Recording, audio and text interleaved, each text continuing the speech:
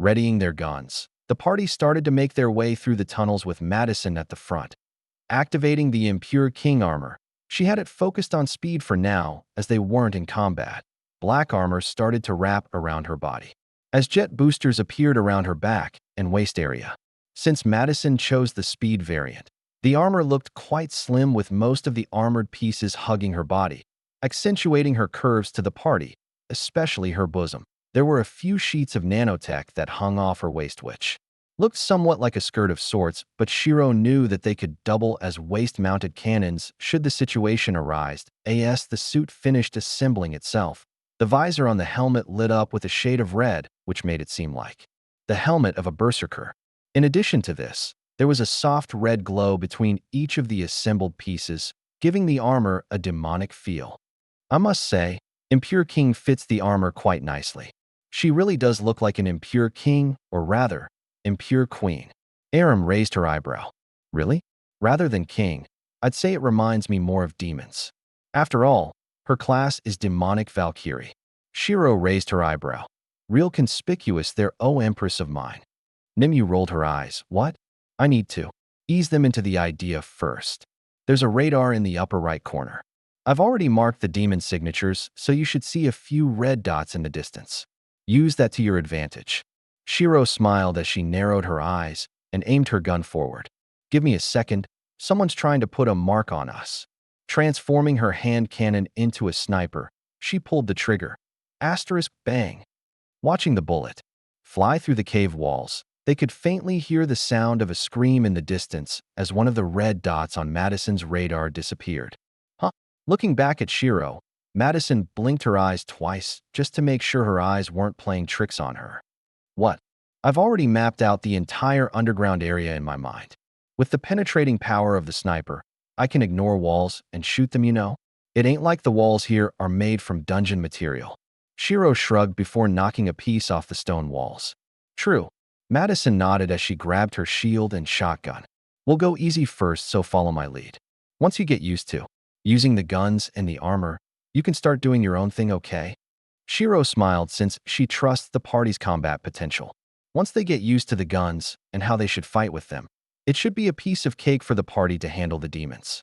With the exception of the A-classed ones, of course. Dashing toward, Shiro activated analysis and peered past the walls. Seeing the demonic signatures charging towards them after her initial shot, Shiro had a grin on her face. They're coming, she shouted out, readying her two-hand cannons. She aimed them forward and pulled the trigger. Asterisk bang bang. Seeing a spray of blood in the distance, Shiro knew that she had hit her mark. Glancing towards her monster title, she was overjoyed to see her tally go up by 2 from the kill. Perfect. She thought to herself as the party readied their guns. As well, dashing behind Shiro, the 9 of them charged through the first wave of demons that appeared. Changing her armor to be defensive, the jet boosters morphed into floating shields that kept the demon at bay, while her shotgun made short work of them. Each shot would tear off a large chunk of their body as flesh was plastered against the walls. During this, Madison couldn't help but notice that a few demons were looking at her with shock and disbelief on their faces before they died. This confused her, but she dismissed it as them being shocked that they have such powerful weapons. Running through the cavern, the party noticed that there was a large open area just around the corner where quite a few of the demons are located. Glancing toward Helion, Shiro nodded her head as he grinned. Throwing the orb in front of him, he watched as the twin miniguns and mounted rail cannons assembled themselves. Immediately understanding his intentions, Madison charged in front of the turret and activated the one-way shield. That way, he could fire at the demons while the demons can't fire at him. Burn F*** Kurz burn. Helion called out with a grin and pulled the trigger. Watching the barrel spin up, the demons had a bad feeling as they wanted to retreat, but it was too late. That a wave of bullets was sent into the room, as their plated armor was like paper in front of the intense barrage.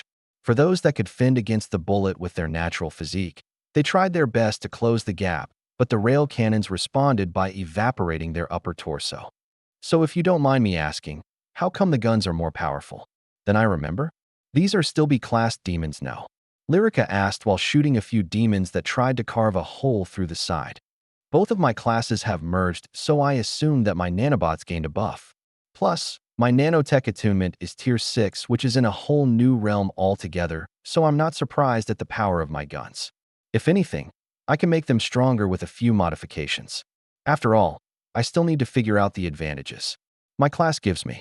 It's something that no one has ever achieved, so you can say that I'm beta testing. Shiro replied with a chuckle. However, her musing was cut short when several powerful signatures started to approach from the distance. We're going to go with small skirmishes now. The big wigs have noticed. You take care of the small fry, I'll deal with the A-class demons. Those with snipers can assist me and don't worry about hitting me. I'm pretty confident in dodging a bullet. Shiro chuckled. Slamming her hands down, she activated her tectonic quake attunement and started to adjust the underground cavern to their advantage. Opening up the area a lot more, she started to add tall walls and sharp corners so that her party could surprise the demons with their guns. Jumping into the air, she wrapped her body in a suit of armor as well, one that boosted her speed so that she could avoid getting hit as much as possible. Nodding to each other, the party started to split up as Helion noticed that he could just use one of the miniguns instead of mounting everything to the group. Pulling the minigun off the turret and returning everything into the orb, Helion started to run towards some cover. With that minigun of yours, I don't think you'll be very good at dodging spells, no? Madison laughed as she raised her eyebrow. Isn't that what you're here for, my lady? Helion smiled and pointed towards her shield. If I'm not here, Sylvie will. Need to resurrect your ass if you make a mistake. Plus, aren't you supposed to be the front line like me? What kind of man hides behind a woman? Madison shrugged. All the women in this party are abnormal, so you can't use common sense. Agreed. Well, since I'm your front line, care to hit the long-distance ones for me? Madison smiled while raising her shield to block some spells. Of course. Watching the two synergize with each other's strengths, Shiro couldn't help but raise her eyebrow as Madison made up for a minigun's weakness with her shields. Making sure that the rest of the party was doing well, Shiro had a smile on her face since this was quite a nice team bonding exercise. Unfortunately, it might be cut short due to the fact that all the A-class demons are making their way here. Madison's identity should be revealed soon. Shiro mused to herself. After waiting for a short moment, Shiro came face to face with two demons who seemed relatively normal if not for the fact that they had demonic wings sprouting behind them. A queen. Powerful one at that too. The older demon narrowed his eyes at Shiro before turning to Madison. Taking a deep breath, he opened his mouth as a loud voice bellowed out. Princess, why are you slaughtering your own kind? He shouted out with anger and annoyance in voice. Silence enveloped the party as everyone stopped their shooting and glanced towards Madison, who froze up from his shout. Turning towards the older demon, Madison removed her helmet. Who's the princess? She asked. You are. The older demon replied, with a frown as he didn't know why Madison would ask such a question. Me. Madison pointed as herself. Yes, you. The fuck? Sitting around a nanotech table that Shiro had made, the party sat on one side while the demons sat on the other side. The main representatives seemed to be the two demons that Shiro had come face to face with as they were the highest level in the room. Akag, LVL 450 Demonic Duke. Volgrad, LVL 420 Demonic Marquis. Akag was the older demon who looked human except for his wings. His white hair covered a bit of his face, shadowing his blood-red eyes which glanced towards Shiro and Lysandra with wariness, DS for Volgrad. He was a young man who had short black hair and black eyes. Much like Akag, the only reason they could tell that he was a demon was due to his demonic wings. However, the rest of the demons in the room were less human, as they had horns, tails, and other demonic features. So please tell me why you think I'm the princess. Madison asked as she was confused about the situation. Just 2 minutes ago they were killing each other, but now they were sitting on the table discussing her lineage. From what she knew, both her parents were normal humans who had normal jobs, so how in God's name did she suddenly become the princess of demons? We don't think you're the princess. We know that you're the princess. Akag corrected her. Yes, but why? Madison sighed. Looking around her, she could see that quite a lot of demons were looking at her with reverence, but many seemed scared after her previous rampage, which killed quite a few of their comrades. You have the blood of a demon god running through your veins. As demons, we instinctively feel a sense of reverence towards you along with bloodline suppression. While the concentration of demon god blood inside you is thin, you are still no doubt the descendant of a demon god. Akag explained, but her parents are normal humans. If she's a demon, wouldn't they be demons as well? Lyrica asked, indeed. And even if she is a demon, shouldn't she have demonic features? I know that you two look quite human, but your buddies by the side aren't the same now, are they? Shiro gestured to the demons behind the two that while she knew the reason, she might as well let the two demons explain themselves. The appearance of a demon varies depending on their bloodline. The purer the blood, the harder it is to detect that. They're demonic. For the princess, the combination of her pure blood and the low density allowed her to elude our notice for many years. Unless we're in close proximity, we won't be able to find her. As for her parents, I'm guessing that due to the low density, there is a catalyst/event needed for the blood to awaken.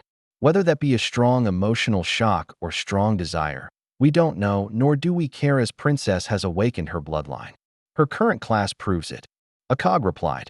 So Princess, now that you know of your bloodline, are you going to come with us to the demon continent to claim your rightful heritage? Volgrad asked with excitement written all over his face.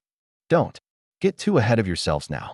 I'm not going to follow you just because you said I'm part demon, you know. Madison shook her head with a frown. But why? Volgrad cried out. Hush it. Let the princess explain it herself. Akag held Volgrad back.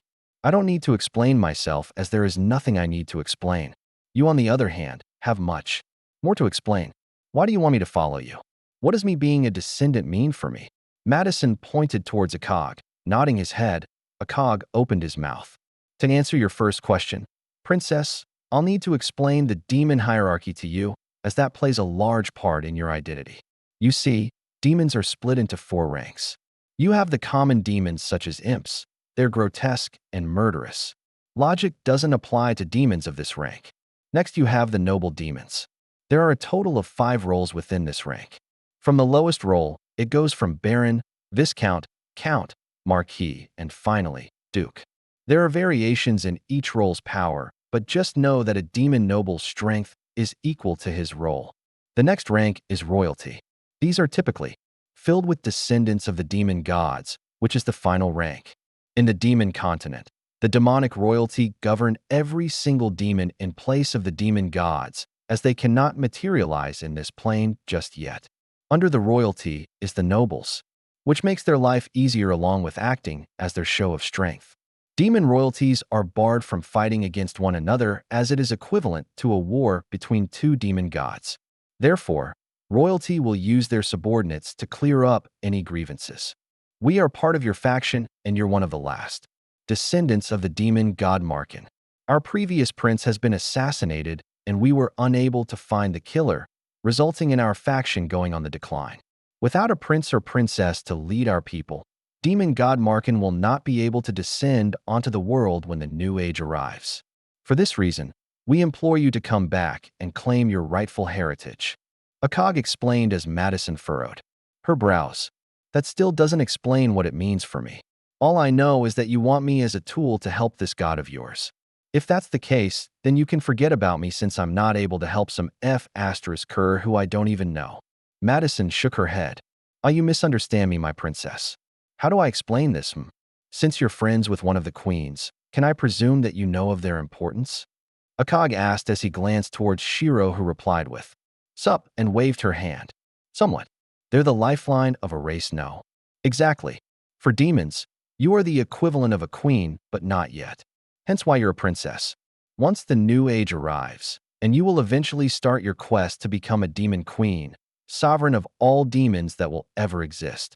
All of the factions will serve under you should that happen. Unfortunately, this is unavoidable, as the last parts of the quest will summon you to a new realm where you must compete against the other demon princes and princesses. Hold on. I thought there were no kings. How come there are princes?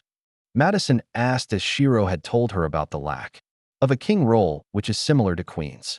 That's because it is a role specific for the demon race. When a demon king is born, he'll receive several wives. The wives obtain benefits similar to that of a queen, such as obtaining strength from the citizens. The only difference is that the Strength is then passed on to the Demon King, allowing him to be much stronger than the other competitors in the New Age. Akag explained, "So, wouldn't you want a king rather than a queen?" Madison raised her eyebrow. From what she knew, demons valued strength, so having her return to the demon continent made no sense unless they wanted her to become one of the wives. If that was the case, then she can only reply with hell no. That is because we don't desire a king. Demon god Markin doesn't want his descendants to be married off, so he had a great idea on making the strongest demon queen so that she could make her own choices. After all, once a king is born, all female demons will be embedded with the desire to become the king's wife. This idiot lost his partner because a king was born during the New Age in a different garden. Akag pointed at Bolgrad. Oi, gritting his teeth. Bolgrad wasn't too pleased at the reminder of the past. Wait, so you're telling me that if a king is born, Maddie will lose her free will? Lyrica frowned. Indeed. Hence why we want her to return and claim her rightful heritage so that when the time comes, she has a better chance to become the queen. There are benefits for us as well, so we're not doing this out of kindness either. Akag nodded his head. What kind of benefits? Madison narrowed her eyes. Sovereignty over the other factions. Meaning, if you become the queen, we don't become their slaves. Akag replied with seriousness. So you're telling me that if I become the demon queen, I don't have to marry myself off to some D***keckhead and you guys don't become slaves? Madison asked just to make sure that everything is correct. Indeed. Akag nodded his head. What about if a queen ascends rather than king? What would happen to me then? Madison asked. Should a queen ascend instead of a king, the other queen candidates are severely weakened and they lose all of their previous privilege. In addition to this, the candidate's location will always be revealed to the queen so that she may deal with them as she sees fit. Furrowing her brows, Madison stayed silent. After all, if she did not participate in this, her life is basically over. You haven't told me the impact of demon gods yet. If I become queen, what happens with the demon gods? When you become queen, the demon gods will share a portion of their power with you because you are the catalyst for summoning them to the world. In your case, that will be demon god Markin. When the demon god is summoned, he gains a buff from the system which allows him to suppress the other demon gods. Think of it like this. The benefits for demon god Markin is that he gets to suppress the other demon gods and prevent himself from being taken down a peg. Plus, if you're wondering about your safety, demon gods don't make a move on their candidates as it is essentially stabbing yourself in the foot. Narrowing her eyes, Shiro opened her mouth. If she was to become the demon king, wouldn't that mean we'll become enemies? For the new age to end, doesn't there need to be a single victor? Hearing this, the party stayed silent as this could be very problematic. That is indeed the case. However, there have been cases where a queen is taken out of the competition, but they keep their lives. I'm not too sure about how it's accomplished, but the possibility is there. Akag nodded his head. Finding out about the possibility of sparing Madison, Shiro sighed in relief. Man, that would be annoying if me and Maddie had to fight to the death. Shiro leaned back as the party nodded their heads. So I presume that you came to this city because of Maddie and you want to take her back with you? She asked once more just to make sure that they understood the situation. That is correct. While we did have a rather rough start, I believe, the demons should be overjoyed about you coming to the demon continent. Akag nodded his head. Amen, but I don't want to go just yet. You see, we still have things we need to do in the human continents first. Madison sighed. This was naturally a lie. While she now understood that she was part demon, she wanted some time to digest everything. That's fine, princess. There is still some time before the new age. I'll contact you again when time is running out. Akag nodded his head and pulled out a crystal dagger. Swipe this in the air and a tear in space will open up. I will then be summoned to your side should you need me. Akag bowed. Taking the dagger, Madison looked at the other demons before back at Akag. How are you going to get everyone out then? We may or may not have organized a raid against this place in a day or so. Oh, hearing that there was a raid on this spot, Akag paused and blinked his eyes. We should be able to make a new tunnel out of this city. Once we're out, we'll be able to make our way back to the demon continent.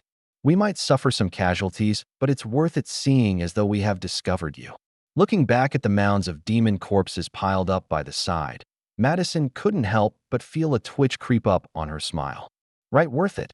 Watching the demons leave, Madison turned to the party. So how many of them did we kill in the end? Everyone killed around 85 in total, I think. We weren't able to kill too many of them before Akag arrived. Shiro shrugged as Madison sighed. How the hell could he have a peaceful talk with us even though we've just killed 85 of his comrades? No idea. So how does it feel to find out that you've been abnormal all along? Lyrica's an elven princess. I'm a spirit empress. Yin's a phoenix. Lisa's an angel, and Helion is someone that is chosen by a god. With you, we now have a future demon queen in our party. We just need Aram, Sylvia, and Chunyu to become abnormal. And we'll be a party of abnormals, haha. Shiro laughed. First of all, there is nothing normal about Sylvie, as her regeneration is ridiculous. No offense. None taken. Sylvia chuckled. And second of all, I just wanted to be normal, god damn it. Madison cried out as she kneeled down and slammed her hands against the ground, causing a spider web of cracks to expand out. I think it's that same surge in emotion that caused this. Remember when he said strong desire? Do you think that your desire to become normal after meeting Shiro caused you to become abnormal? Helion asked as he patted her shoulder. Pausing for a moment, Madison realized that this could have indeed been the case. *T. Allowing Madison to calm down a little, Shiro turned to the party and asked the question that they were all wondering about. What should we do about the raid tomorrow? Do you think an sorry, I made a mistake would work? Shiro asked with a smile. Yeah, there's no way that's working. Lyrica chuckled. Do you think I should use an alias then? Remember when my guns were shown to the world and they called me the rogue assassin? God, that nickname still makes me want to throw up. I use my appearance as the assassin and claim the credit of the raid. Shiro suggested as the party nodded their heads at the plausibility. That could work. Plus, they don't know how powerful your guns are yet, so you can convince them that you did indeed kill all the demons. But there's only one problem with that. They'll be able to detect Akag and the others. Madison pointed out. That's where Een comes in. You see, since Een also has the Rift Walker skill, she can drag everyone to the rift and leave while I keep them busy. That way, they can't detect. You lot leaving. All right, how should we do this then? Explaining the plan to them, they all looked at Shiro with skepticism before nodding their heads. Making their way to the demons, Een gestured that she was ready to transport them all away. Grinning slightly, Shiro wrapped herself in Nanobot's ass. She changed her appearance to suit her rogue assassin alias. Flipping her wrist, she summoned several guns around her before aiming towards the ceiling of the cavern. Her goal was to blast a hole to the top to notify everyone while making sure that she avoided any casualties. In addition to this, she'd spread some of the corpses around the place so that it seemed like a large battle occurred. And just to sell the act a little more, she needs a huge surge of mana to as the holder of 1.5 billion points of mana. This should be an easy task for her. Slamming her hand down, a giant magic circle started to expand as she funneled as much mana as she could without overwhelming her mana links. Are you girls ready for some fireworks? Shiro laughed as she had all the guns shoot towards the ceiling. ###****, sigh massaging her brows. The guild master of Vatican City looked at the city with a complicated expression. From what she understood of demons, the entire city will become a battlefield tomorrow, so they needed to start evacuating the citizens soon. Just as she was musing about what she should do, she felt a huge surge of mana from below the city. The pressure emitted from this source was one that caused her knees to buckle. What the hell? She cursed. Trying her best to stand up, she glanced out the window just in time to see the giant pillar of energy shooting up into the air. *Bang. Feeling the entire city shake, she was knocked over once more as she was not prepared for the shock. God damn it. Grabbing her phone, she notified the staff to call all available adventurers to check out the scene. Dragging herself back on her feet, she stormed towards the source of the explosion. Sitting on some rocks, Shiro waited patiently for the adventurers to come while the party escorted the demons away. And right on cue, the adventurers started to descend around her. Drawing their weapons, they kept their guard up around Shiro. Are you the one who caused all of this? The guild master walked up with a frown. Yeah, there were demons, so I killed them. Shiro replied. Her voice was deep due to the voice changer she had applied on herself. After all, everyone thinks that the rogue assassin is a guy. And the shockwave just now. The guild master frowned, before pointing towards the ceiling which now had a giant open hole. Collateral damage. Just grab some people with an earth attunement and you can patch it up easily. You might want to fill in the other tunnels too. Shiro gestured to the tunnels that could be seen around the room. Nodding her head, the guild master looked towards Shiro once more. So you're the famous rogue assassin that everyone was talking about a while back.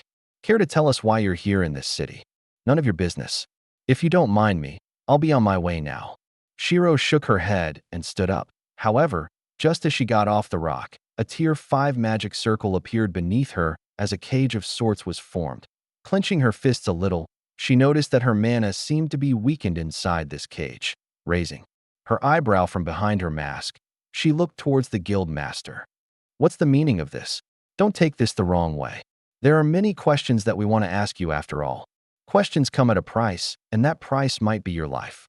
Choose wisely. Shiro threatened as she revealed the hand cannon that she had on her waist. Pulling the gun out, she aimed it towards the woman. Seeing Shiro aim her gun towards the guild master, several adventurers readied their weapons and spells before aiming it towards Shiro. Tensions were high as both sides had their weapons drawn. Before we talk, why don't you give me your name? Or would you rather me call you by rogue assassin? We don't need to talk since our discussion has ended. Changing the aim of her gun to the cage, she changed the bullet to one that was enhanced. With celestial path, asterisk bang, ping. Shattering the cage into pieces, she grabbed a second-hand cannon in preparation for combat. Attack. Make sure you don't destroy the guns. One of the adventurers called out as Shiro recognized their outfit to be one that is usually worn by someone who works for the government. Are you coming at me with the intent to kill? If that's the case, then don't blame me for being cruel. Shiro chuckled, disappearing from her spot. She reappeared behind the man who had shouted the order and lifted him up by the neck. Aiming the gun at his mouth, she could see fear in his eyes, but his will to fight wasn't over, creating a tier 5 magic circle. He wanted to blast her arm away. Wrong move. Shiro shook her head and pulled the trigger. Asterisk bang. Piercing the top of his mouth, the bullet shredded the upper half of his head. Throwing the corpse to the left, she jumped up into the air and summoned several guns around her with each one pointing at a different adventurer. Do you still want to fight? Because if we do, I can tell you that there is only going to be one person walking out of this cavern and your chances aren't high. Shiro narrowed her eyes, releasing some of her killing intent. She could see some of the adventurers dropping their weapons. Biting the lips, the guild master looked up at Shiro. Do you know how many people have their eyes on you? No, but unless they're tier 6, I don't care. Tell your government that they can't have my guns. And if they insist, I can arrange a meeting with the Grim Reaper for them. Shiro warned, dismissing her guns. She jumped into the rift and disappeared from the location. Ka! Releasing the breath that she didn't know she was holding, the guild master panted for a moment before calming herself down. Understanding that the rogue assassin was much stronger than what she had expected, she bit her nail. He can kill a tier 5 adventurer with a single hit if they're not ready for it. She muttered before turning to the other adventurers. Did someone record everything? She asked. Seeing a few people nod, she sighed in relief. Send the clip to the government. Tell them that they should reevaluate him. She ordered. ####, removing her disguise. Shiro landed just outside of the city where she could see the party resting up for now. Seems like everything went smoothly. Shiro smiled. Yup. What about you?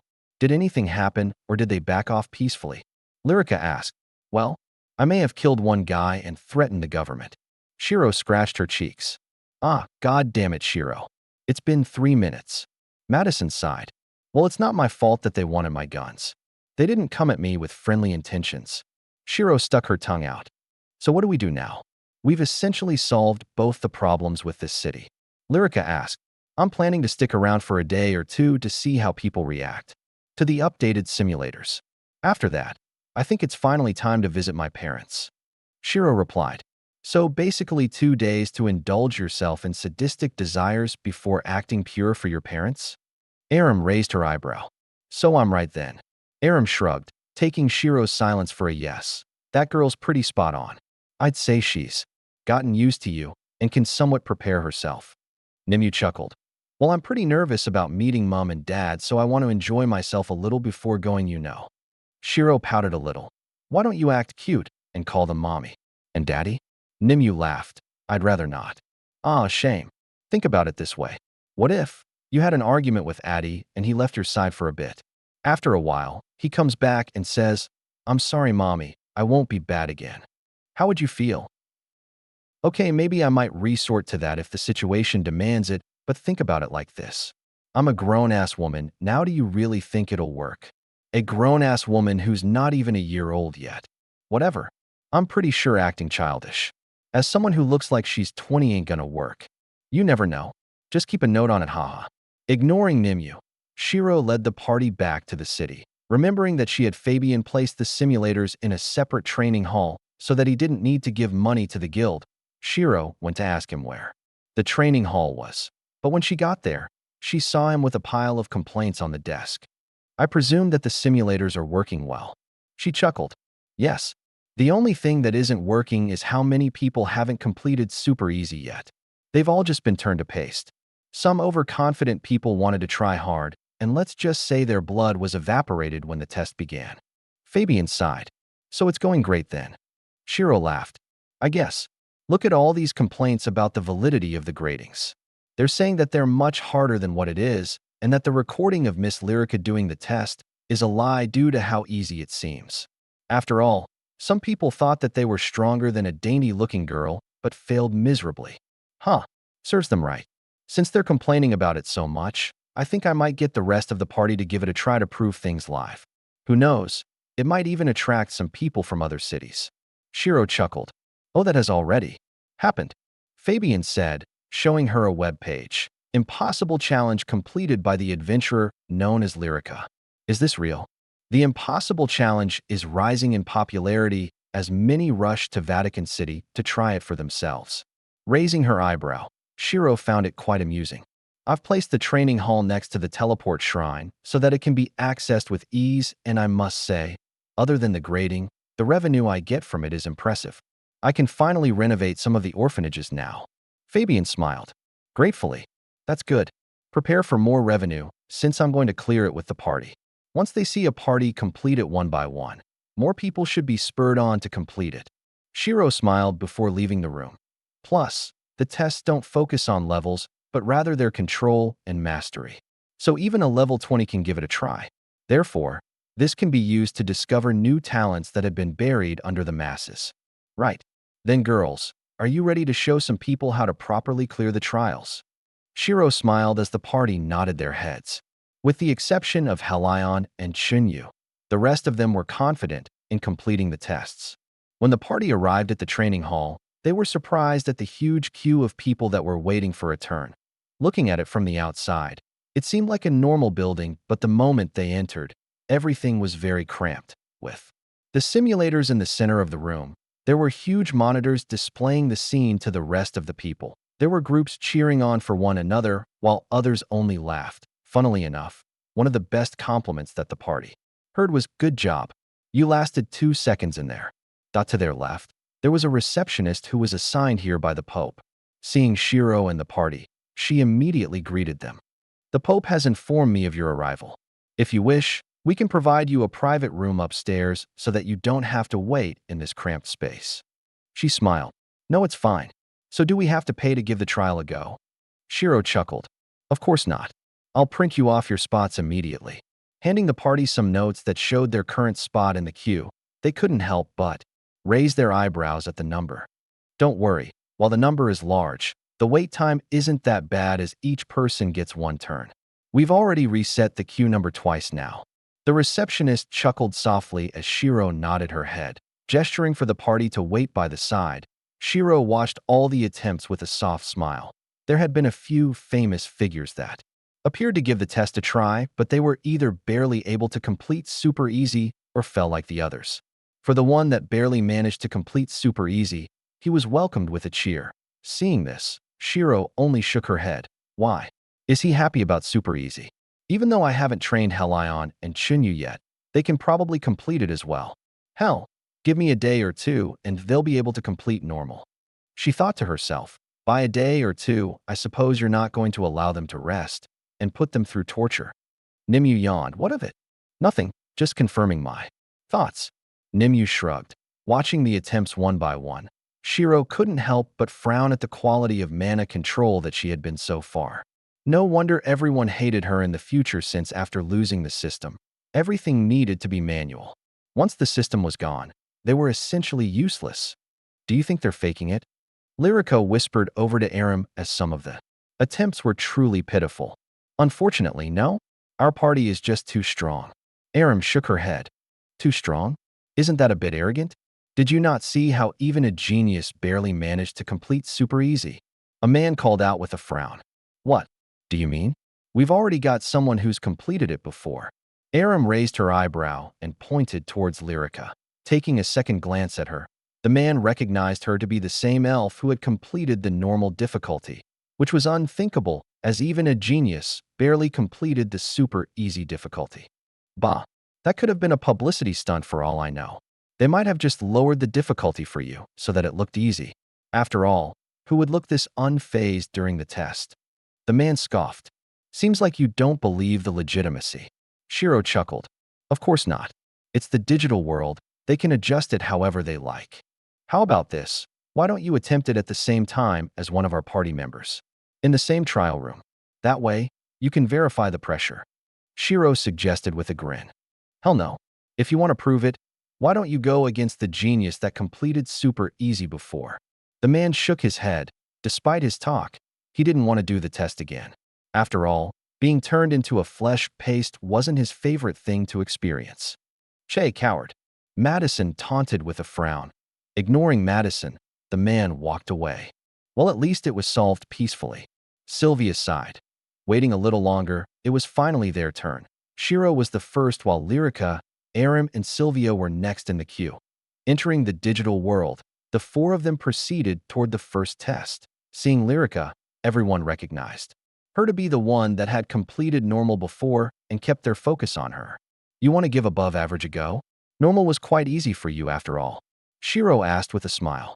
Sure. How likely do you think I'll be able to complete it? Lyrica asked. In terms of percentage, probably 70 to 80%. As for hard, the chances of success for you is around 20%. Shiro replied after a short pause. That big? Lyrica furrowed her brows. Don't worry about it too much. You're already doing much better than 90% of the Chuckliff asterisk CKs in the room. Shiro laughed as everyone felt ticked off by her comment. Asterisk sighing softly, Madison felt like things were going to get annoying, as she had just pissed off everyone in the room with a single comment. What about me? Sylvia asked. You? I'd say you can probably do hard with a 40% chance of success. Since you utilize mana more than Lyrica on a daily basis, your control is much better. As for Aram, you can complete hard with 100% chance of success, but only 10% with super hard. Holy, only 10% chance. Aram raised her eyebrow in surprise, as Shiro's analysis of their power had always been pretty spot on. The fact that there is such a big difference between the two grades caused her to be curious about what she was lacking. Just give it a go or look at the video. You should be able to figure it out. Shiro chuckled. Hearing their discussion, the adventurers shook their heads with disdain. Some even openly talked about their arrogance and how it would bite them in the back. With all eyes on the girls, they picked their difficulty. Lyrica chose above average just so that she can get a feel for the pressure, while Sylvia chose hard. As for Aram, she decided to go super hard since there was no point completing something she had a 100% chance of success on. However, when people saw Shiro's choice, they couldn't help but stare at her in disbelief. Choosing the hero tier difficulty, Shiro walked into the room with a grin. Before I start, you girls might want to step back a bit. The room might not be able to contain the pressure. Shiro chuckled. Hearing her warning, the three did not hesitate to begin running away from the location, since in Shiro's dictionary, a bit was very misleading. Looking at their figures running away, Shiro laughed and began the trial. Cracking her neck, she took a deep breath. Asterisk bang. Mana erupted out of her as a motes of light could be seen around the room. Coalescing into a cocoon around her, the barrier of mana slowly faded away. All seemed silent for a moment as the adventurers furrowed their brows in confusion. However, Sylvia, Aram, and Lyrica wrapped themselves in mana and braced for impact. Asterisk boom. An ear-rupturing explosion rang out as adventurers were knocked off their feet. Their bodies were sent tumbling away that a cloud of dust and debris could be seen rising into the air. Asterisk cough, cough, cough. God damn it, I forgot how hard the pressure hit on this difficulty. Shiro waved the dust away as they could see blood dripping from the corners of her mouth. Wiping it away, she walked back to the party. Seems like you girls were prepared, haha. Go to your trials, and I'll wait here. Don't worry, Super Hard won't have the same impact as Hero. Shiro smiled. I'm not worried about Super Hard, but rather, I'm worried about them. Aram chuckled while gesturing towards the adventurers that were walking towards them.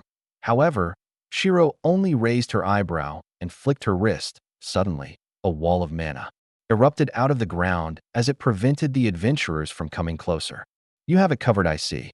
Well, girls, let's not waste any time, I suppose. Aram chuckled as Lyrica and Sylvia nodded their heads. Watching the girls enter separate trail rooms, Shiro had a smile on her face while massaging her rib area. I can't believe you underestimated your own trial. Nimue sighed. Well, I didn't realize how potent my armor penetration and mana leech is, so it took me by surprise. Shiro laughed. Do you think Aram can complete Super Hard? Not likely, but if she does, her gravity magic will experience a power spike. Shiro smiled with anticipation. Entering the test room, Aram narrowed her eyes. Since Shiro said that there is only a 10% chance of me succeeding, that means there is something that I need to grasp, and that something is the 10% chance of success. Right now, as I am, I cannot pass this test. Knowing Shiro, that 10% is actually false. I'll only get the 10% once I grasp onto the something I'm missing. Without it, it'll be a 100% chance of failure. Aram thought to herself as mana started to flow around her. I only have one chance. After this, I'll need to requie, but how many times can I do that until we need to leave this city? She can probably make more simulators with her nanobots, but if I can do it now, I should. Plus, since Shiro told me that there is a 10% chance, for me, it's highly likely that I can achieve it in my first try. Think, what am I lacking in terms of mana control? Clenching her fists, she started to think about her main weapon as a mage, and that was force magic. It was magic that allowed her to manipulate the natural forces like gravity. For this test, mana will be constantly trying to crush her, so she must find a way to either dispel that pressure or redirect it. Furrowing her brows, Aram racked her mind for an answer, but nothing came up that if she used magnetic force, the pressure would still crush her. If she used gravitational force, it wouldn't affect the pressure in the chamber. Thinking back to the moment where Shiro completed her task, Aram tried her best to remember what her mana barrier looked like. It was like a cocoon. The barrier wrapped around her body and dispelled the pressure from all sides. How can I recreate this? Aram thought to herself, but time had run out. Suddenly, a crushing pressure descended on her body as she immediately felt like her ribs were about to break from the impact. Collapsing onto one knee, Aram gritted her teeth and tried her best to stand back up, but the pressure was unrelenting. What does Shiro always tell us to do? Gritting her teeth, Aram closed her eyes. As a mage, multitasking was a must-have skill as they needed to make sure they can keep an eye on the battlefield while casting their spell. Especially for a mage like her, where she had to learn how to cast her spells without the use of the system, she needed to be focusing on two things at once. Thinking back to the cocoon like mana barrier once more, Aram felt like time had stopped as a faint figure appeared in front of her and mouthed a few words. Remembering this sensation to be the same one where she obtained inspiration for her other spells, Aram focused on lip reading as much of the information as she could.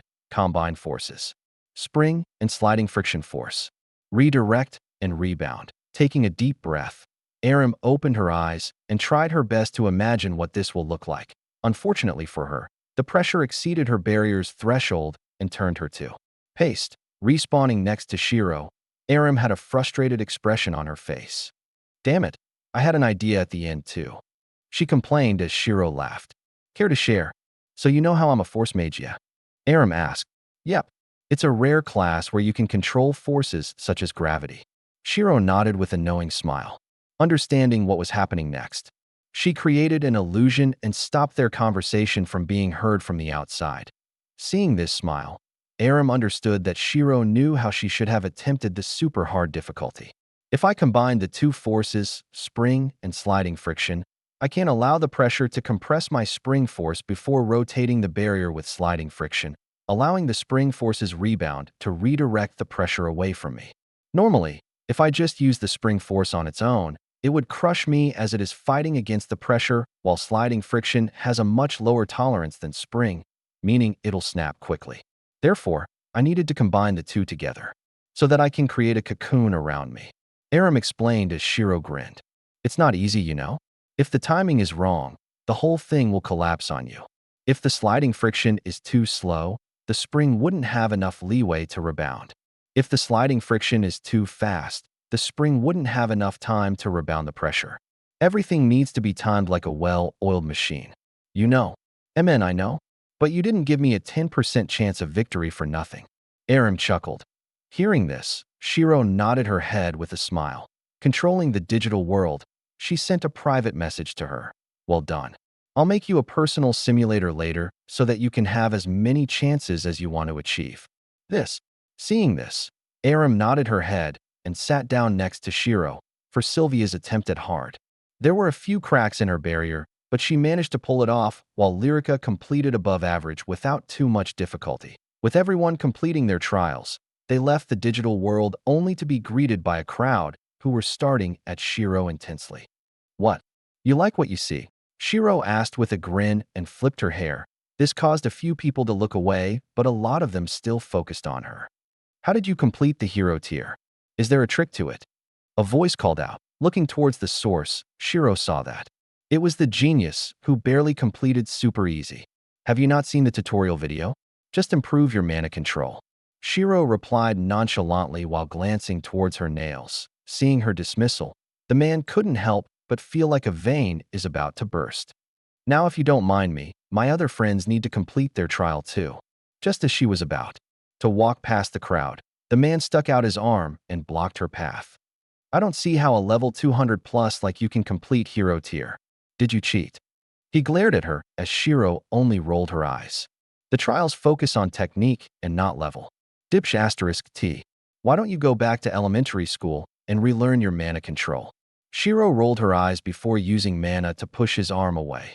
Gritting his teeth, he was about to lash out towards her when swords surrounded his body. Lyrica, Lysandra, and Chunyu surrounded the man as Athra backed off slightly. If one was to think that they're protecting Shiro, they're wrong.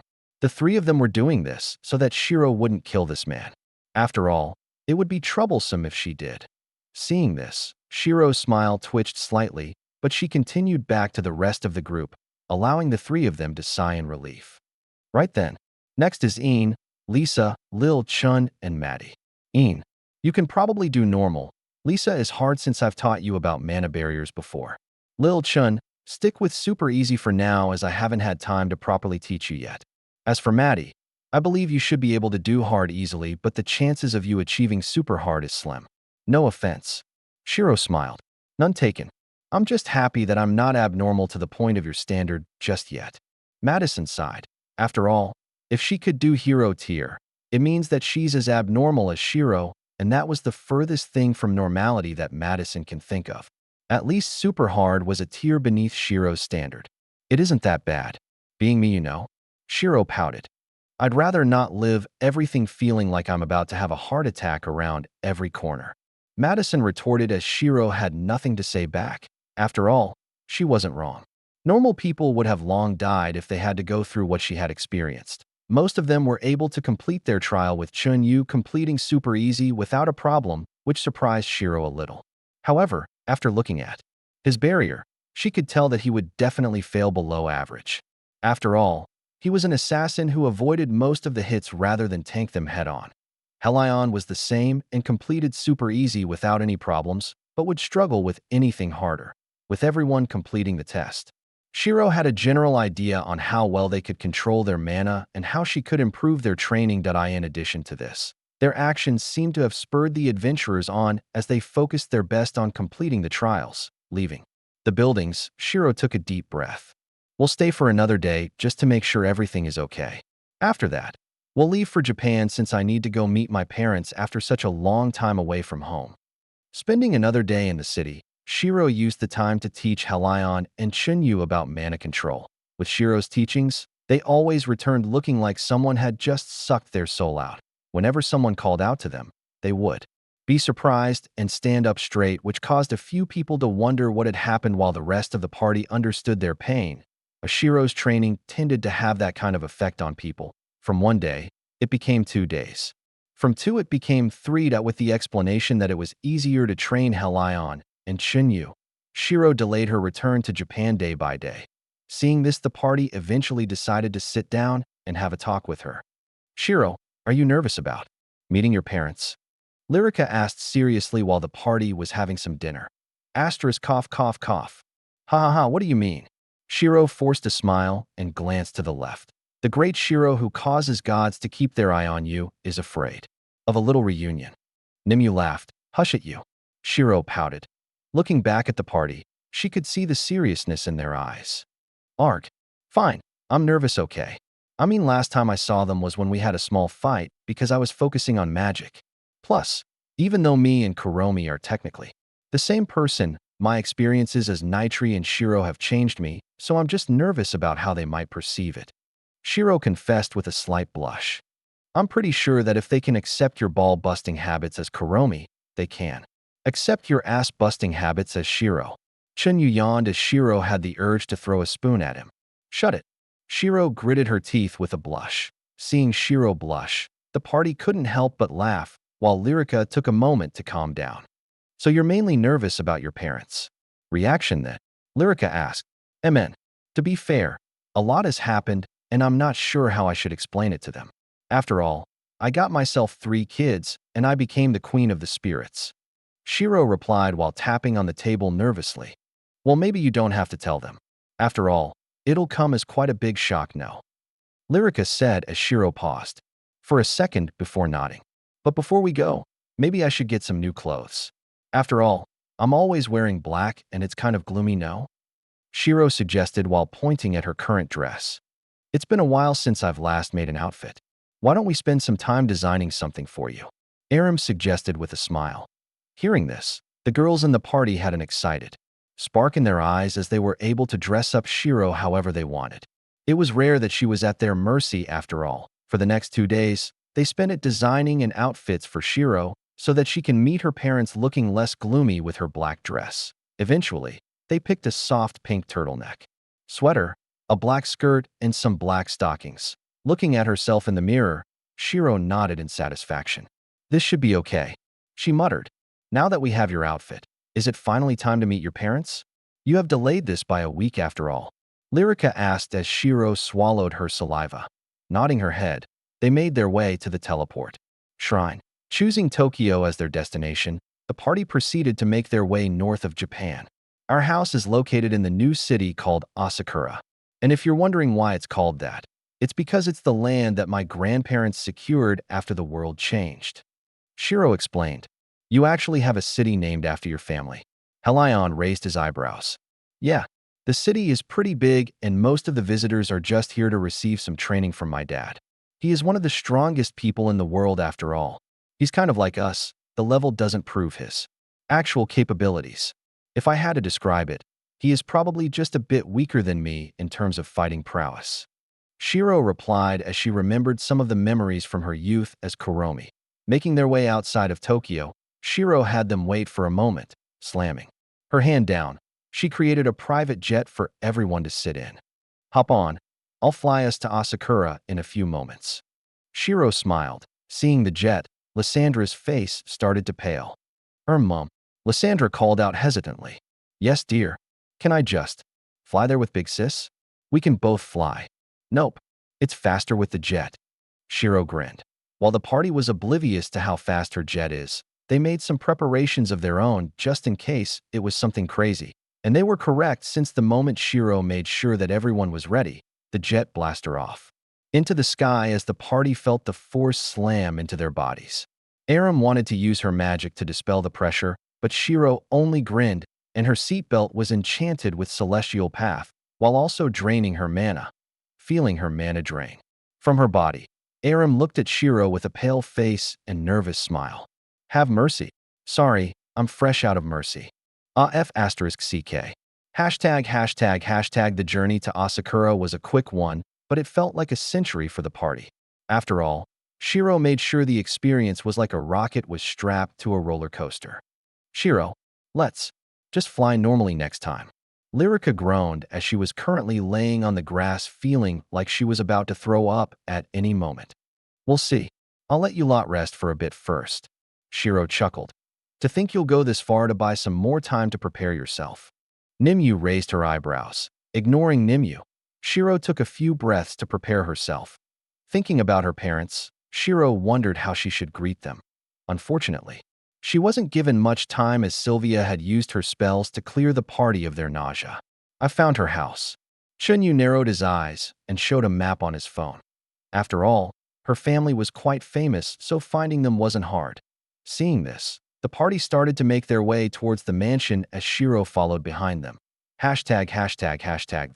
The city of Asakura was quite a sight to behold. Large high-rise buildings could be seen around every corner with large facilities everywhere. Large columns of enchantments could be seen erected around the corners of the city, providing a barrier of sorts which prevents the monsters from attacking. Located near the center of the city was a giant training hall of sorts.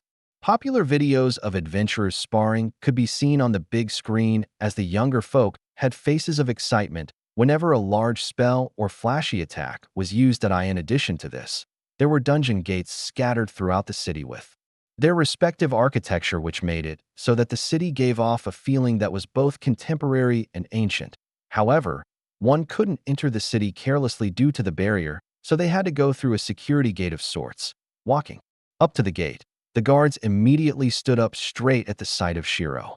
Miss Asakura. They greeted at the same time as Shiro nodded her head and waved her hand with a slight smile. Are my parents home, or are they still at the front lines? Shiro asked. Mr. and Mrs. Asakura have been back for a week now. If you wish, I can give them a notice of your return. No, it's fine. Can you register my friends here so that the barrier doesn't fry them? Nodding their heads, the guards started the registration process. Miss Asakura, there have been a few attempts of people faking your ID and entering, so we'll need to do a few verification procedures, if that's fine with you. It's the same for your friends as well. The guard asked with an apologetic smile. That's fine. If I remember correctly, it should just be a scan of my mana and blood, right? Indeed. Following the guards to a separate testing room, Shiro had her mana and blood verified without a problem as the party got their ID registered into the database for the barrier as well. With everyone registered, they entered the city of Asakura and made their way to the large mansion in the distance where they would meet Shiro's parents for the first time. Seeing Shiro walking around the city, a few of the citizens of Asakura waved their hands and greeted her, calling her Lady Asakura. Hearing this, Shiro only waved her hand back and greeted them with a forced smile. Once they were free of the crowd, Shiro quickly turned back to the party. CK, my heart is pounding. Can we delay it a little bit, please? Just like, go to a cafe or something. Shiro asked nervously. Nope. Let's go. Lyrica chuckled and started to push Shiro forwards. I'll wait. No, not like this. Standing in front of the mansion gates. Shiro's face wasn't looking too well as she was about to turn around when the party stopped her once more. Just go for it. It's not like you have anything to lose. Lyrica encouraged with a grin. URG.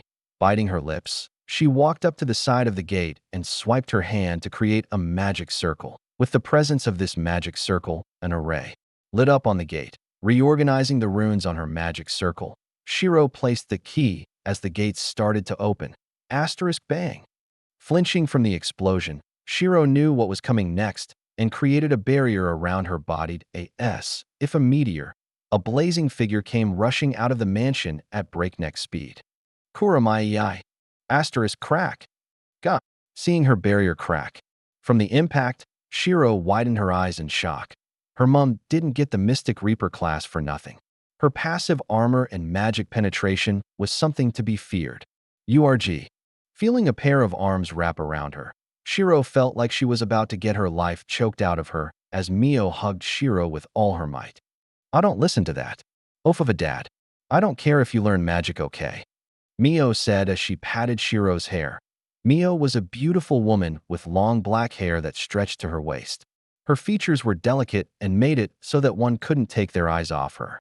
Looking at the mother and daughter, the party could see where Shiro got her beauty from. Ack, Mom, I can't breathe. Shiro patted her mother's shoulder desperately. It's fine. We both know I can't strangle you to death. Let me enjoy this, damn it. Do you know how worried I was while you were gone? And what happened to your hair? Don't get me wrong. White is great, but your black hair was beautiful as well, you know. Mio said while looking at Shiro's hair. Has Kuromi finally come home? A masculine voice called out as a man walked to the gates calmly, unlike the mother. Shut it, you dumbass. It was your fault that Kuro left the house anyways. Who says she can't learn magic, ah? Mio berated as she flickered next to Koji and gave him a roundhouse kick, which sent him tumbling away.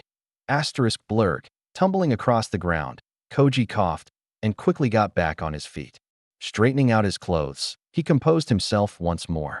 But the impression was already left on the party. Before anyone could realize, Mio was already hugging Shiro once more. So why did your name change?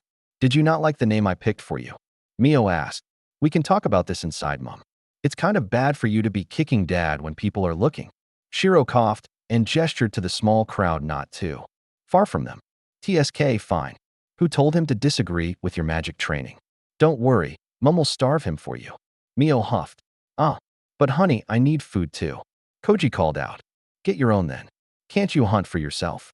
URG. I can, but you know your cooking is great. Should have thought of that when you were arguing with Kuro. Mio retorted before smiling to the rest of the party. Come on in. I'll make some snacks for Waiha. Pausing at the sight of Ian, Mio furrowed her brows and started to walk towards her. Narrowing her eyes, she looked back at Shiro before back at Ian. When did you *CK a man to get a daughter? Mio asked as she turned back to Shiro. Is that really what you should be asking of your daughter? Shiro replied with a twitching smile. What? I need to know, don't I? Plus, it's not like you're a kid, you know. Surely you know of intercourse now. Mio tilted her head before picking up Ian. So is she my granddaughter? She asked with a spark in her eyes. Yes, I suppose. She's blood-related, but she's also a phoenix. Shiro sighed.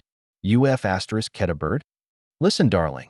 I love you, but you can't go around sleeping with animals. Mio glanced back with disbelief. Damn it, Mom. I made a blood contract with her when she was an egg. Shiro blushed hard and started to drag her mom towards the house while her dad was being ignored, gesturing for the rest of the party to follow. Shiro led them through the mansion to the living room while Mio was pampering Ian with snacks that she had kept in her inventory. Naturally, as the glutton, Ian had no complaints. So what happened, Mom? Why does Dad seem meeker than usual? Shiro asked while pointing at her father, who seemed quite down and sat on the chair obediently. He caused you to leave, so I gave him a lesson of my own on the front lines. Mio huffed while crossing her legs. I just want her to be able to shut up, dear. She can still protect herself with magic. Have you not seen the people she sent to the hospital?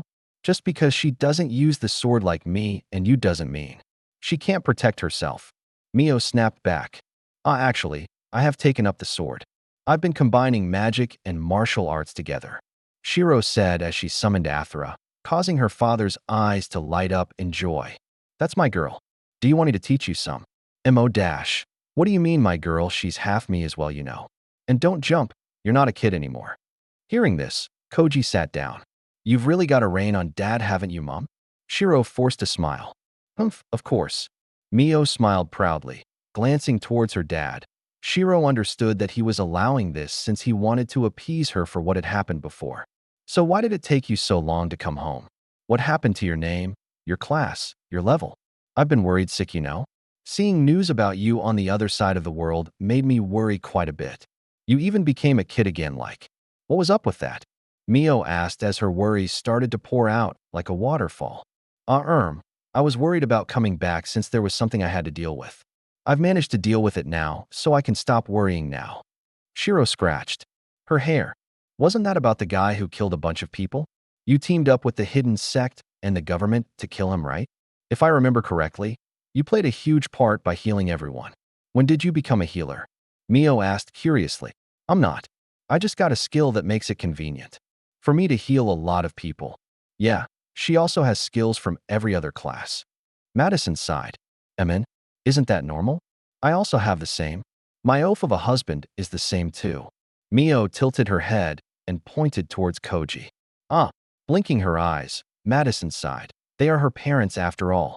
But darling, I'm just glad that you're safe even though you fought a tier 5. If he killed you, can you bet that I will send him to hell personally? Mio sighed and hugged Shiro. Once more, smiling softly, Shiro returned the hug.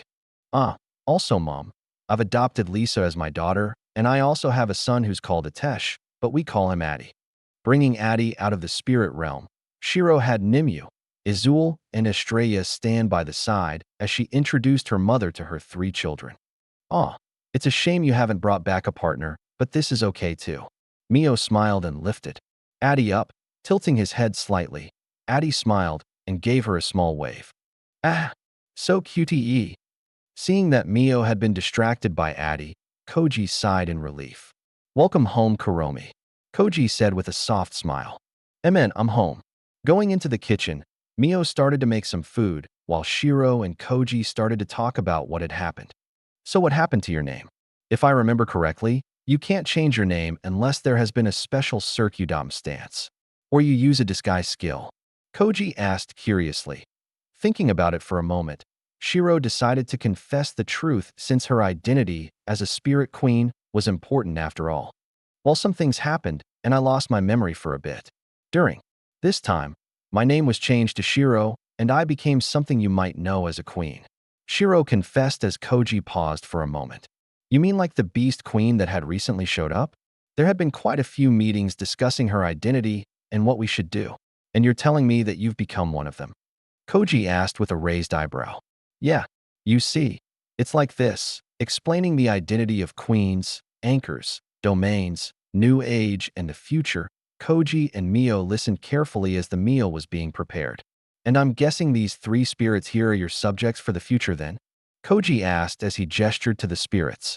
Amen. This one is Nimue. She's been with me the longest, followed by Azul. I've met Estrella recently, but she has been a great help overall. Shiro smiled. I see. But if you're the queen, it means that you're the lifeline of their race. From what I can tell, they can't protect you. Anything you can't deal with is something that they can't deal with. Not to be harsh, but you might need to find some better guards. Koji narrowed his eyes with a serious expression. Since his daughter had become a queen, and this wasn't anything that he could change, the least he could do is make sure her guards are competent. But comparing their auras to one another, Shiro's aura outshines them by so much. It was akin to comparing a light bulb to the sun. Dad, I'm training them to be better. It's a learning process. Plus, it's fine, there's not much I can't deal with. Shiro frowned. I understand that it's a learning process, but the age is coming soon, is it not? I don't think you understand that you don't have the leisure to train up proper guards to protect yourself within the time that you're blurred. Shut up, dear. I understand that you're worried, but sometimes the way you carry yourself will make you hated, you know? Did you forget how you had a fight with Kuromi before because of the way you phrased things? Mio huffed as she smacked Koji on the back of the head with her hand. What your dad is wanting to say is that he'll get some high-level adventurers to train your friends individually so that you don't have to. From what we can tell, you're pretty much ready, and all that you need are the EXP for high levels. On the other hand, your friends need both the EXP and fighting experience in order to stand by your side. We will do what we can, but we're getting old too. Not to sound gloomy, but with how you've described the new age, we'll need to be careful. Or even your dad and I will be killed in the new age, and that's not something we can deny. Hence why he wants you and your friends to be as prepared as possible when the time comes, and the best way to do that is to have individual lessons from the best people in the world. Mio explained with a smile. I know, Mom. Shiro nodded. She felt warm inside knowing the care that her parents were showing to her. So do you want us to call you by Kuromi or Shiro? It's a shame that your name has changed, but things happen and I can accept the results. Mio chuckled. In that case then, can you call me Shiro? I lost my memory for a while, so it kind of feels like Kuromi and Shiro are 2 different people even though we're the same. Shiro scratched her cheeks with embarrassment. It's okay, I understand. Experiences define a person after all. In the period where you lost your memory, you could have become a new person entirely, but in the end, you're still our child. Mio smiled softly. The meal might take a while, so if you want, You can have a spar with your dad like old times. Plus, I'm also a bit curious about your progress in martial arts since you said that you mixed magic and martial arts together. She suggested. Sure. Dad, you might need to take it easy on me, though. I'm not as experienced with the sword as you are, haha. Shiro smiled as Koji waved his hand. Don't worry, your old man understands.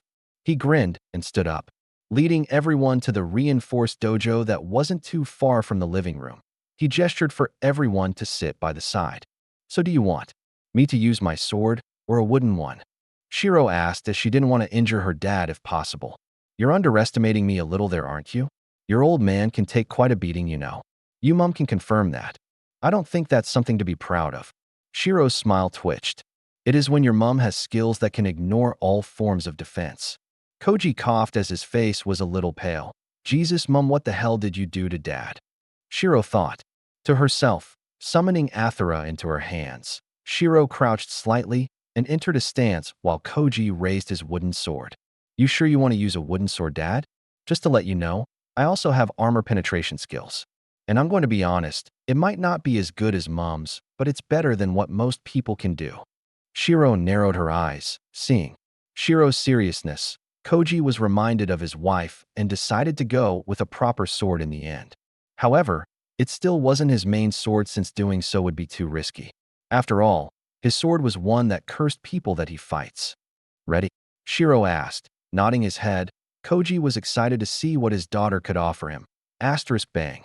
Stomping against the ground, Shiro dashed towards her father and used her phantom path to close the gap. Following up with her lighting version of divine raiment, Shiro used the Takamikazuchi technique. Seeing this, Koji had an impressed look in his eyes as this was more than what he had expected from a mage. Hell, this was better than most of the melee users that he had seen on the front lines. Despite her level, Shiro's power was something that could rival his own. Smiling softly, he responded with his own move. Just as their swords collided, Shiro was surprised to see all of her initial force and momentum dissipate into the surroundings.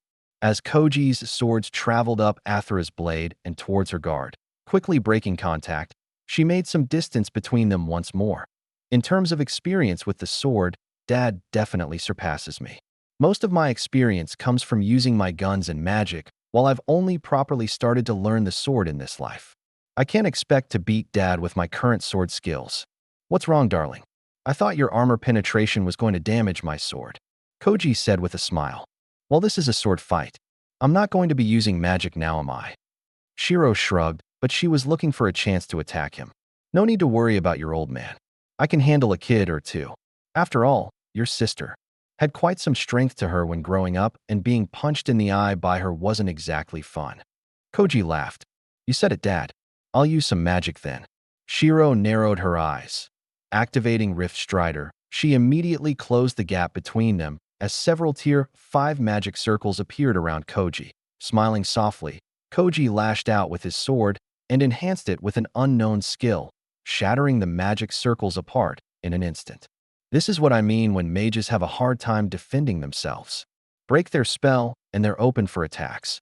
Koji lectured as he was already in front of Shiro. I do the same but better. Shiro grinned.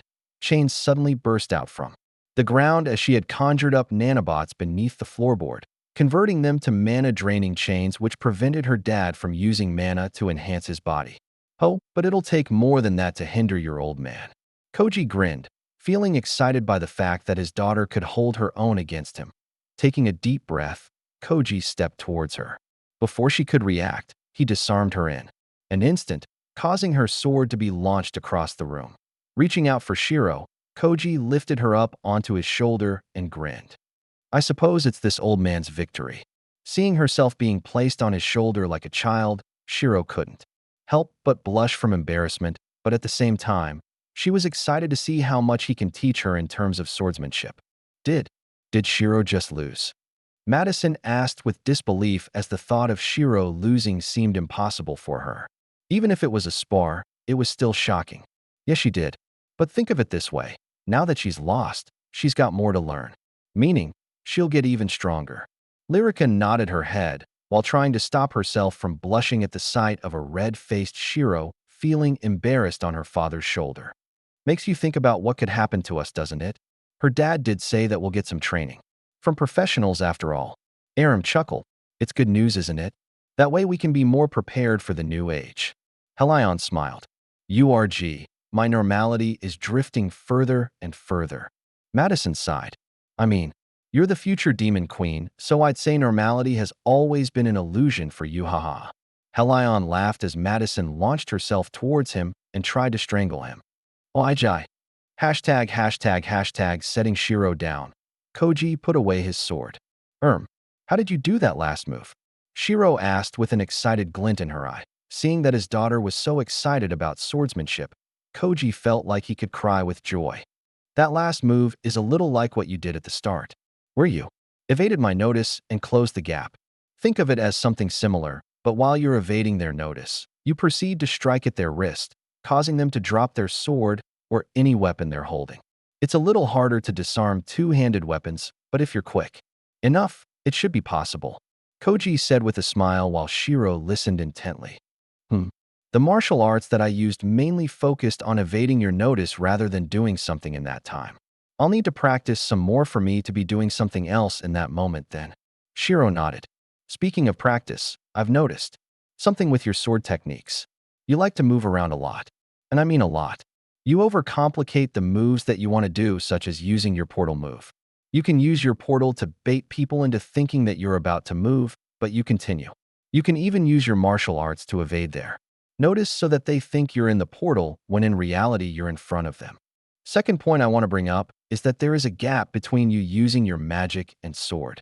Rather than everything being fluid and you moving from form to form such as in martial arts. It's like you take a break, change your gear, then continue. If you really want to use magic and swords together, you need to get rid of this break otherwise. People can take advantage of that gap. In terms of opportunities for me to strike at you, there were more when magic was involved. Koji chuckled. So you were holding back in the end, Dad? Shiro sighed. Of course. What kind of parent goes all out when sparring with their kid? Koji laughed and patted Shiro's head. Anyways, your mother should be finishing up soon. We have about 5 to 10 minutes give or take, so I can probably run through a few more spars with your party members. I want to personally see what their potential is like. Koji glanced towards the party with narrowed eyes as they felt a shiver. Down their spine. It was the same kind of feeling as when Shiro was letting the Pope test out the new simulators. Completely sadistic. I'm a tank, so I'm fine. Madison looked away. I'm a healer, I don't go on the front lines. Sylvia coughed. I'm a mage, so I don't really need to use a sword. Aram waved her hand with a forced smile. Seeing Shiro's party make excuses after excuses, Koji shrugged his shoulders. When a monster sneaks around your party or decides to attack from the back, how will you deal with them? You can probably sense their mana signatures, but here's the problem. In the front lines, there are now monsters and demons that avoid all forms of detection. What will you do when they approach you? So even if you're a healer, you need to learn proper self-defense. And as you can see, who better to learn it from than me? Koji smiled darkly. Before the party could say anything, Shiro flickered behind Sylvia and placed a hand on her shoulder. Why don't you be the first? Shiro smiled in a similar manner as Koji, like father, like daughter. Was Sylvia's last thoughts. Hashtag. Erg. Looking at the party on the floor groaning from the pain, Shiro couldn't help but chuckle. I'll admit, their potential is pretty good for their age. Especially Lyrica and Madison. Their instincts are spot on. Koji smiled while Shiro nodded her head. Darling, food is ready, Mio called out as she walked into the training hall. Oh man, I'm starving. Koji smiled. However, I'm not talking about you. I'm talking about my baby girl. Mio huffed before jogging over to Shiro. I've made some of your favorite dishes. Come, let's eat before it gets cold. Yin's already starting. Mio smiled. Looking back at her dad, who seemed to have taken heavy damage, Shiro smiled softly. Mom, you can forgive Dad now. It's fine. Shiro whispered over to Mio. But he caused you to leave. I have to teach him a lesson, or else the big oaf will never learn. Why do you think Kiyomi's living away from us? Mio sighed. It's fine, Mom, you can't bully Dad too much in the end. Shiro tried to persuade while massaging her shoulders. Anymore, and I think Dad will break. She thought to herself. Sigh, fine. I'll forgive him. But only because you said so, okay? Mio smiled softly. Thank you, Mom. Shiro smiled and pecked her mum on the cheeks. Dad, Mum's forgiven you, she called out with a grin. Hearing this, Koji looked up with a surprised expression, glancing towards Mio just to make sure. He was overjoyed when he saw her nod. Arg! Finally! The dry spell is over. He cried out as Mio blushed from the mention of dry spell. Oh, aye. Perverted old man. Don't shout that sh*t out loud. Shiro widened her eyes and kicked Koji in the chest, but he ignored it. She didn't think that this was going to be the first thing that he shouted. Darling, you don't know how much of a tease your mum is. Do you know how painful it was to have her seduce me while not letting me do anything? Koji explained as he lifted up Shiro like a kid. I don't need to know. My friends are just behind you, you know? Shiro blushed from being picked up like a kid. It's fine, they're all adults. You've probably learned some SCX ed already. Koji laughed. Doesn't mean it's fine to say it out loud, Shiro retorted. Chuckling softly at the father and daughter, Mio walked over to the party and helped them up, getting Sylvia to cast a few healing spells. They started to walk to the dining hall as Shiro was placed on Koji's shoulders once more, embarrassed about how Koji was treating her. Shiro wanted to jump into the rift to escape, but unfortunately for her, Koji managed to stop her from entering the portal, prolonging her embarrassment all the way to the dinner hall. Seeing Shiro, Mio, and Koji interact with each other, Lyrica couldn't help but smile seeing how happy Shiro was. After all, in all her times of interacting with her, she hadn't seen her act this lively. Thinking about this, Lyrica couldn't help but think back to her own parents and sighed. You okay? Madison asked as she saw her best friend sigh. Yeah, just thinking back to my own family. Lyrica smiled. Tell me about it. I have always thought that Shiro was an anomaly, but after seeing her parents, it seems like crazy runs in the family.